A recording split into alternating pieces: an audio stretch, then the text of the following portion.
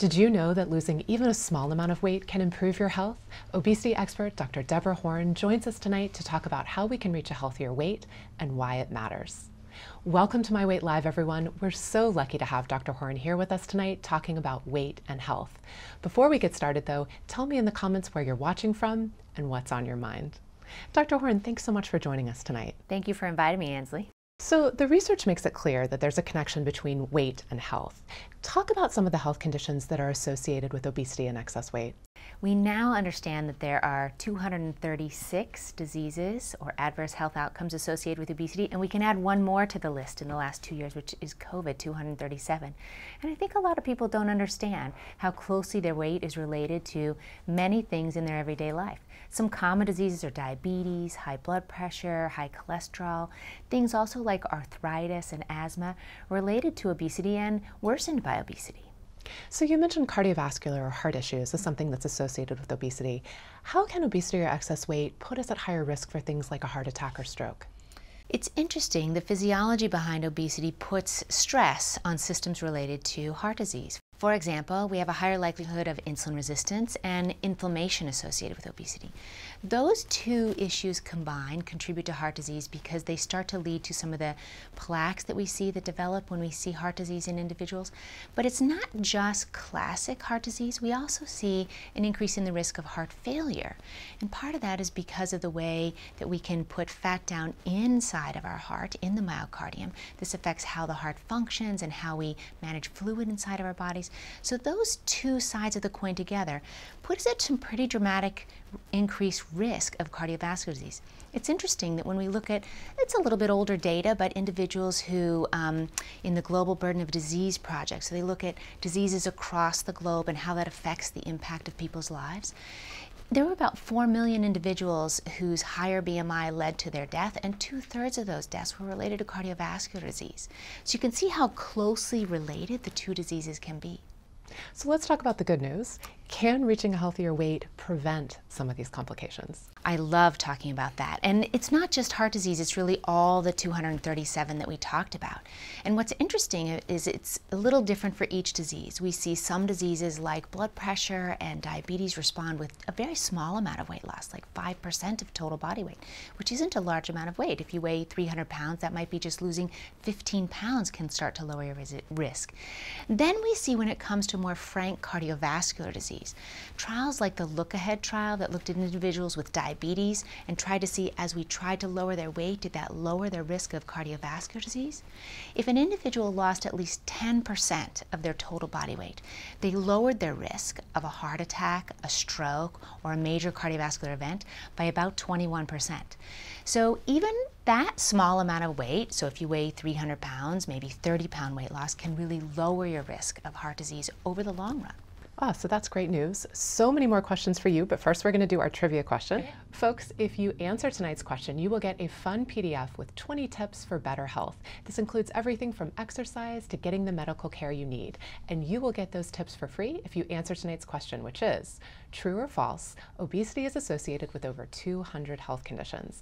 Is that true or false? Is obesity associated with over 200 health conditions? If you listen carefully tonight, you will probably hear the answer, but put your best guess in the comments and you will get those tips delivered to your Facebook Messenger inbox. And folks, if you can think of any friends or family members who might find this show helpful, please tag them in the comments so they can tune in too. Dr. Horn, World Obesity Day is coming up on Saturday, March 4th. Can you tell us why obesity is a health condition that has a day designed to raise awareness of it, like World Diabetes Day? There are 3 reasons why I think it's so important that we have a day that focuses on the care of obesity. One is if the disease is getting worse. We know, since looking at early data in the United States to very current data, that the prevalence or the amount of obesity in the United States has gone from 30% of our individuals struggling with obesity to now 42%. We know in our young children that it's gotten even a bigger increase, and that is we see now about a 20% prevalence of obesity in kids, and in our older children, adolescents, adolescents 22%. So the problem is getting worse. That's the first reason. The second reason is it's starting to take a toll on the financial stability of our country. We see the cost of obesity rising and rising as individuals struggle. But I think the third and most important reason to have Obesity Day is so that individuals living with obesity, struggling with obesity, really know that there's great treatments out there for them, and many people don't. Oh, that's such a good point. So one of the things that we've heard over and over again is that obesity is considered a chronic disease. And I don't think a lot of people really recognize that. They think it's just as simple as eating less and moving more. Can you talk a little bit about why obesity is now considered to be a chronic disease? It meets all the criteria. It's serious, it causes major health issues, it's progressive like diabetes. And when we think about chronic disease states, we think about things that someone can't overcome on their own because it's their physiology. It's mechanisms inside of them that are changing how they respond to the things that they do in their environment. And it's also a genetic load. 40 to 70% of what happens to someone in terms of experience obesity is dependent upon their genetics. Wow, so a significant burden related to genetics. A significant burden, but that doesn't mean it's out of the control of us as healthcare providers to help individuals struggling with obesity, and it's not out of control with a person who's struggling with the disease. They can get help and treat their disease. So I know there are people watching at home saying to themselves, well, that's great that reaching a healthier weight will improve my health, but I've tried so many times to lose weight and I've never been successful. What would you say to them? I think what I want that patient to really understand is that there is help beyond what they might have tried already, beyond great nutritional changes, which are important, beyond great movement, which is important, stress and sleep. But we now understand that because obesity is a disease like diabetes and hypertension, sometimes we have to interrupt that physiology and or support that physiology that I mentioned is driven a lot by individuals' genetics with either pharmacotherapy treatment, medication, and or surgery. And many individuals don't understand that that's a real option. And I want our patients to know that they deserve every tool in the toolbox. And part of that is because as soon as our patients are successful at starting to lose weight, things happen inside their body. And this is why keeping weight off is so hard. Patients will always say, I've lost the same 50 pounds over and over again. It's because as you start to lose those 50 pounds, we have hormones inside of our body that sort of flip a switch to try to push our weight back up. Our metabolism tries to lower itself to try to push our weight back up. And we can interrupt and support those pathways with medical care that people aren't always aware is available. So many people feel that they should be able to lose weight on their own with kind of just willpower. Tell us how a physician like you can actually help someone be more successful. So part of what we do is support the good intentions that our patients have with lifestyle intervention by giving them medication that supports those pathways that I just described. So for example, people don't always understand that we now have 3 generations of medications that can help with anywhere between 6% and 18% total body weight loss in individuals that stay on the medication. Remember that really successful treatment for obesity usually requires a combination of therapies. It might be lifestyle plus a medication. Maybe like diabetes and hypertension, it might require more than one medication. It might be surgery plus medication. And so really being open to all the tools in the toolbox that are available for you, that's how we successfully get your disease under control. So what I hear you saying is a physician can give us access to more different options for managing our weight. So we're not just focusing on the lifestyle. There are other tools that a doctor like you can help someone access. And so important because they make the lifestyle part of things easier. Oh, so tell me about that. How do they make the lifestyle part of things easier? Sure, that's sort of that hormonal adaptation that we think about, and that is as you start to lose weight, the hunger hormone upregulates. It's called ghrelin. The satiety hormones, there's 7 of them, start to downregulate, and so they affect our actual appetite control center in our brain to make us feel like we want more food, like we're not full. The medications can help interrupt and support those pathways so we do feel full sooner. Sometimes patients will describe on medication, if maybe they normally were a stress eater and they go into their pantry at 4 o'clock in the afternoon after a stressful day and they would grab 2 handfuls of wheat thins before they know what's going on. On medication, they walk into the pantry, they look around, I don't see a solution here. They walk back out of the pantry, and the next time I see them in clinic, they'll say, I have never done that before in my life. Other patients will describe they get 2/3 of the way through their plate at dinner, and that's enough. They don't need any more. And so it really helps support you in making great choices. Well, it's funny, those two scenarios you described, I think a lot of people would think of those as like willpower, but really what you're saying is it's a lot of underlying biology that is not necessarily under our conscious control. Yeah, I have a funny example that I often share with my female patients around that. And when they think, you know, Dr. Horn, I'm here because I need a lot of accountability. I know I just need a little more willpower. And I will tell them, okay, if you can control these 8 hormones and changes in your metabolism with willpower inside your body, then go home this month and just don't ovulate. Don't kick out an egg. Don't produce. And they're like, I cannot do, what? I cannot do that. And I said, yes, and that's only 2 hormones. If you can't control those hormones with willpower, why do you think you can control these 8? And that's a really new idea for most people, because most of their life they've been told, this is in your control, eat less, move more, push away from the table, go out and walk, and not really recognizing that all of us have different physiology inside in how we manage these pathways. So when you're working with a person in your office to develop a plan for weight management, how do you figure out what's right for them? I think the first thing is finding out where the patient is in their life. When that individual comes to me, we're talking about, how does weight affect you in your life? Is it affecting home? Is it affecting family? Is it affecting health? Is it affecting your job? Because people are treated differently who struggle with obesity. It's actually a disease that we can see. You know, we can't see if someone has diabetes, but we can tell if someone has obesity, and we can't always tell where they are in their disease, and we make these assumptions. We might look at someone and say, wow, they're really struggling with their weight, and not really understand that they've already lost 50 pounds and they're doing terrific. So understanding where they are today, then it's understanding what their weight history has been like. So I ask my patients to tell me a little bit about, is there anything that triggered your weight gain? Was it slow over time? Was there an event?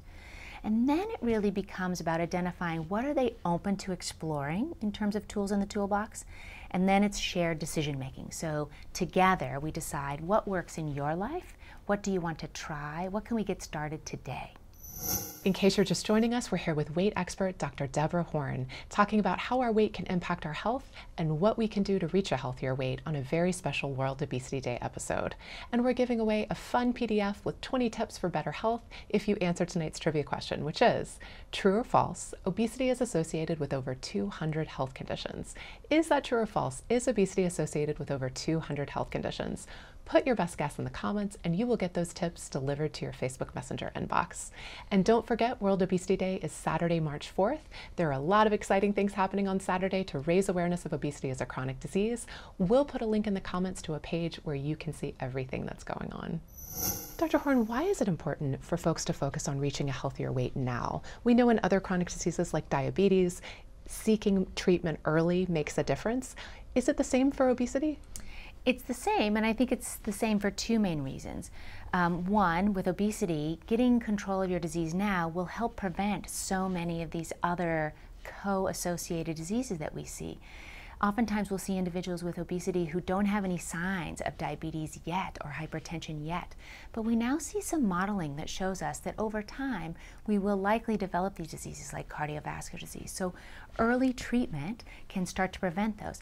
I think the other really important thing is we talk a lot about associated diseases, but obesity has mortality associated with it all by itself. In young people between the ages of 20 and 39, if we model out the potential of years of life loss that they could have from a higher BMI, for young men it's about 8 years, for young women it's about a little over 6 years. And so I think we all want healthy, long, productive lives. And so recognizing that both the mortality of obesity by itself and the diseases to prevent are really important for early treatment. So we talked about cardiovascular issues a little bit earlier. Can reaching a healthier weight now prevent heart issues in the future? We definitely see that data accumulating. So I think what's interesting about heart data is, like many diseases in medicine, we see sort of a U-shaped curve. There's sort of an ideal place to land. You don't want your weight to be too high, and you also don't want it to be too low. But when we look at individuals who've had an initial event like a heart attack or a stroke. We know that those that have higher BMIs are more likely to have a secondary event or adverse outcomes associated with that. And we know that they're at general increased risk because of some of that insulin resistance and atherosclerosis and changes in the remodeling of the heart that happen as a result of carrying extra weight. So I think over time what we really want to see is, can we do that early treatment that we mentioned so that we don't head down that higher risk of cardiovascular disease. And if we've already had a cardiovascular event, like a heart attack or stroke, can reaching a healthier weight make it less likely that another event will occur? So this is very interesting because there's a lot of really fun new data coming out and getting ready to come out on that. So on our anti-obesity medications, several of them have tried to do long-term cardiovascular outcomes trial. There's also data from the Look Ahead trial, which was a lifestyle intervention trial. And what it showed is that if individuals could reduce their weight by 10%, they could lower their risk of heart attack, stroke, and other cardiovascular issues by about 20%. So we know that not only can we prevent initial disease or lower the risk of it, we can also prevent secondary events. And I'm really looking forward to the data from our next trial. We're calling this episode, It's About More Than a Number on the Scale, and that's because obesity management isn't about aesthetics, it's about better health. How do you encourage the people you work with to think about this? We have a very specific way in our clinic that we get at that, because I think that's the most important question that we ask. We ask our patients, what is your SMIO? What is your single most important outcome in the time that you spend with us and the care that we decide on together? And very rarely is it weight. Oftentimes it is the health issues that we've been talking about already. Sometimes it's ones we haven't mentioned, like mobility or functionality, being able to do things in life, being able to enjoy an overall sense of participation in life. And I really find that single most important outcome question helps me guide the individual coming to me for shared decision making in their healthcare in what path we take together. So I'm also curious to hear, how do you measure success for your patients? Always the SMIO, because we always come back to it, because I want to make sure that I succeed on the single most important thing that brought them to me, but getting specific on some other things. So weight is one way. BMI sort of falls to the side because it's not as specific, but I think now we have even better tools. So we can look at changes in percent body fat, because what we're really looking at in obesity is by lowering that adipose tissue load, or the fatty content in our body, that drives so many of these disease states. But we can look at other things as well. Functionality, mobility. I'm looking for all of the easy wins. So leveraging health markers. What does your hemoglobin A1C look like? Are we trending into that pre-diabetes gray zone? How is your blood pressure? How is your cholesterol? Do you have pain in places that we can alleviate by getting rid of some of the body mass? So when I'm looking at different markers with patients, I'm looking at where are all the places that we can win, so that along the journey that takes time, we can remember those places, identify them, measure them again, and show that success. So can you tell me about a patient who was able to lose weight, keep it off, and experience better health as a result? Oh my gosh, how much time do you have, Ansley? That's my favorite question, maybe, because there's so many great examples. But I'll share one that I always think of very fondly, and we'll call her Mrs. P. Mrs. P came to me, and she had severe obesity. She had diabetes and high blood pressure and was on several medications. We talked about her single most important outcome, and then we started to get to work on treatment. One of the important things that she mentioned was functioning in her day, being able to ambulate better because she was in some pain, struggling with work because of perceptions around how people perceived her because of her obesity, and really becoming introverted in her life and not going out with friends and socializing with friends and family members. In the course of her treatment, she made a big transition in life. She retired, but before she retired, she gained a lot of confidence and was really able to stand up for herself in her job. We were able to get her off some of her blood pressure medications and lower her diabetes medications by getting her weight down. She went from using a cane to ambulating freely, and ironically, this is just my favorite story because you know that if she retired, she's an older patient. She started participating in bench press competitions because she was so excited to work with her trainer. But I think maybe the most important thing happened was her single most important outcome. And that was, originally she shared that she could not go visit her son because she would have to climb 3 flights of stairs to get to him. and she couldn't do it. I originally said when she couldn't go visit him, I thought maybe it was the airplane ride, but it was really the functionality of getting up the steps. And she wrote us a beautiful letter and just said thank you so much, because finally, after a year of therapy, she felt comfortable going. She got up the stairs with no problem. She got to visit with her son and meet his new fiance who lived in a different town. And it just really, I mean, she just changed her life altogether. And I think what I like patients to know is they often come back and say, oh, thank you so much, you changed my life. And I always tell them, I didn't change your life. I gave you the tools and you changed your life. What an inspiring story. Oh my Yeah. gosh. So if someone is listening and saying, okay, I really want to find an obesity specialist near me, what would you recommend their first step be? I think there's a couple of options. You could reach out to your primary care provider. Sometimes they will know a resource, sometimes they won't. It's still an early idea for many healthcare providers as well. But there are some beautiful databases that you could consider. So the American Board of Obesity Medicine, the Obesity Action Coalition, and the Obesity Medicine Association all have databases of providers. And then I would recommend, if you decide to do that, you can enter your zip code and see who's near you. You're looking for a couple of special things. You're looking for someone that is what we call ABOM certified, then you know they're a diplomat of the American Board of Obesity Medicine. I think that's important. Then I would take a look at their practice website. You want to make sure that the person that you're choosing is doing clinically evidence-based medicine. We want to practice excellent care in obesity with the tools that we know that really work for our patients. Then I would go in for sure and talk to your primary care provider and say, here's my plan. Get them in the loop because they are your healthcare home. But if they don't feel like they know as much as you need to know, no stopping there. Your job is to take care of your healthcare and continue to search for the right person for you. Ah, so true. All right, last question from me, Dr. Horn. Okay. What is the #1 thing you wish everyone knew about weight loss? I think I would like people to know it's not their fault, because we have so much bias in our world around obesity. It's your physiology. Everyone's journey is different. Everyone's physiology is different. You need to demand the care that you deserve, just like for diabetes or hypertension or heart disease like we've been talking about. There's real care for obesity. Go and ask for it. If the first provider you talk to doesn't have enough understanding, you can't stop there. Remember, we've been talking about some prevention. So treat early. Go find treatment early. Treat always. Don't give up. Obesity can be treated. Ah, thank you so much, Dr. Horn. This has been such a wonderful conversation. We really appreciate you being here with us. Thank you so much, Ansley. And a big thank you to everyone watching at home. Thanks for being here with us tonight. Before we go, here's the answer to tonight's trivia question. True or false? Obesity is associated with over 200 health conditions. The answer is true. One of the many reasons that obesity is considered a chronic disease. If you didn't get to answer the trivia question, but you'd still like those 20 tips for good health, just leave a comment for us and tell us what you thought of tonight's show. And we'd like to thank Novo Nordisk for their support of this program. Novo Nordisk is not responsible for the content of the show, nor have they influenced it in any way. I'd like to encourage you to visit truthaboutweight.com to learn more about the science of weight loss. We will be back with a new episode for you in a few weeks. Until then, please stay safe and take good care. Good night.